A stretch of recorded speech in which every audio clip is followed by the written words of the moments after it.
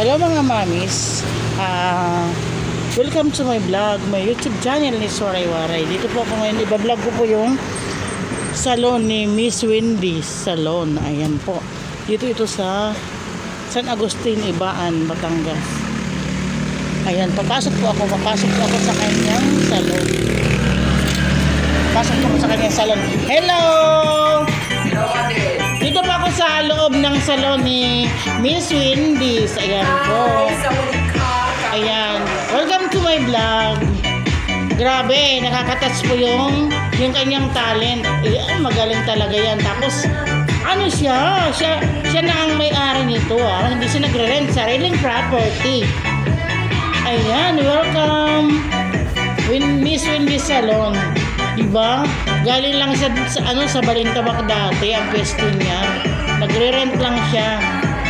Mama ko sa Toto. Diba? Alam yung ilang taon ka sa Balintawak may salon?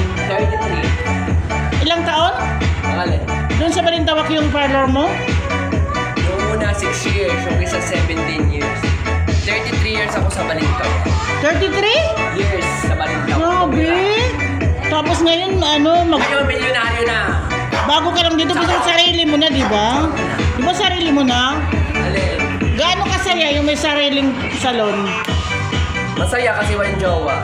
Ay, ganun. So, may kulang. May kulang. Kaya lang na ako yun. Ayan ang anak niya, oh. Ayan ang anak niya. Ayan, oh. Tama na, pe.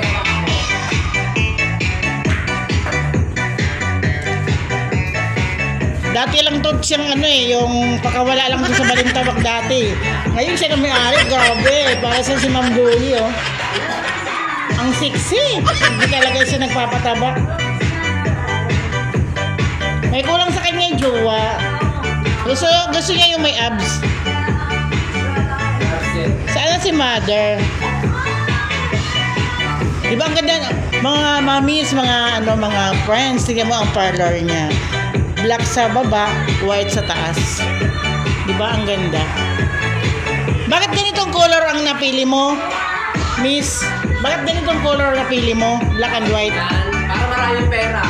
Wow, pakita mo naman yan. Ano lang yan, tingnan mo. Ano lang yan, wala pang 1 week na income yan. Ipakita mo lang saglit. Kapay ng utang. Pakita mo lang saglit, walang utang po yan. Walang utang yan. Hindi yan ang utang, di ba? Kapag mo na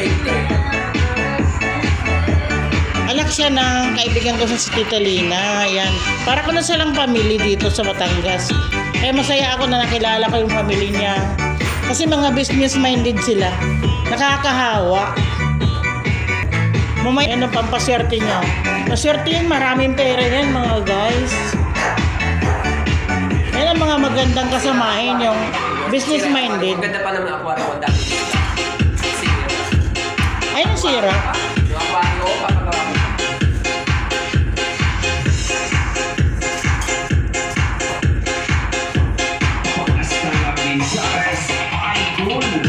Ay, bakit na pala siya? May kwarto siya sa likod. Hindi ko na ipapakita kasi may sa... Ay, ang haba. Original yan. Oo, nabibili ito. Agay kong wig. Extension. Ang dami niyang gamot, oh. Ayan mga guys, oh. Wala yung problema, masayahin niya na tao. Kaya maganang galit siya sa kanya. Super bliss na yan, super bliss. Okay lang, kahit na wala siyang forever, at least may pera. May forever ka nga, wala ka naman makain. Yan, kaya niya bumili ng buhay. Kaya niya bumili ng buhay, di ba? Ilan bang buhay ang kaya mong bilhin na jowa? Ilang jowa kaya mong bilhin?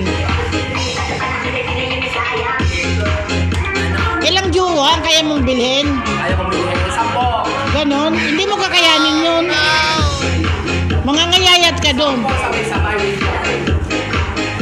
May sarili siyang personal refrigerator. Ayan, oh. Wow. Wow, ganda. Yung aquarium niya sayang, bilog na nasira. Pagawa ko pa yun. Nabutas lang dito. Pagawa ko sa araw, yung wala pa ko ikaw. Ayun yung anak niya. Yung mamahaling tuta. Ano ang tawag Daiso. Magkano bilhin mo dyan? 10,000 yan? Ha?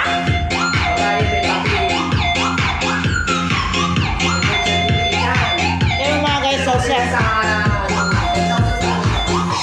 nagkupit sa akin mga guys, so. Diba? Para na kami yayaman. Yan yung mother niya. Si Mami Lina. Si Mami Lina, ang mother ni Wendy's. Diba?